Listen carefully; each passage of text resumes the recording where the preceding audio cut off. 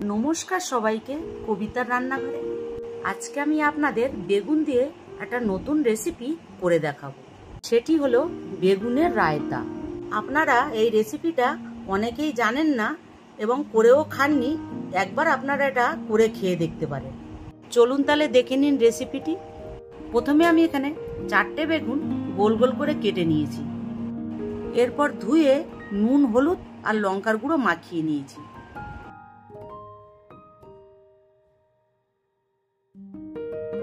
এরপর আমি একটা সাইডে তেল গরম করতে বসিয়েছিলাম। তেলটি আমার গরম হয়ে গেছে। এরপর আমি বেগুনগুলো সব দিয়ে ভালো করে ভেজে নেব।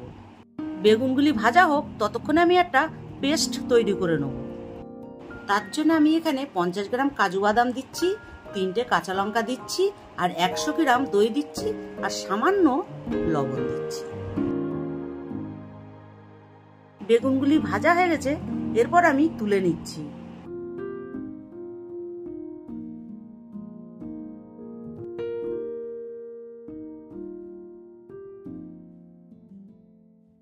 এরপর আমি ভেজে রাখা বেগুনের মধ্যে বাদাম আর দইয়ের পেস্টটা দিয়ে দিচ্ছি।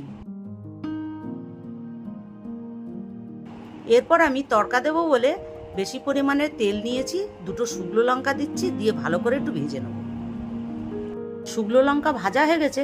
এরপর আমি কারি পাতা আর সর্ষে দিয়েও ভেজে নেব। সবগুলি ভালো করে ভাজা হয়ে গেছে। এরপর আমি দই বেগুনের উপরে এটা দিয়ে দেবো। এই রেসিপিটি ভাত এবং রুটির সাথে খেতে খুবই ভালো লাগে। অন্য কোনো তরকারি লাগবে না। আপনারা এরকমভাবে বেগুনের রায়তা অবশ্যই করে খেয়ে দেখবেন। ভালো লাগলে লাইক, শেয়ার, কমেন্ট করবেন এবং নতুন নতুন রেসিপি দেখতে পাওয়ার জন্য আমার চ্যানেলটিকে অবশ্যই সাবস্ক্রাইব করবেন।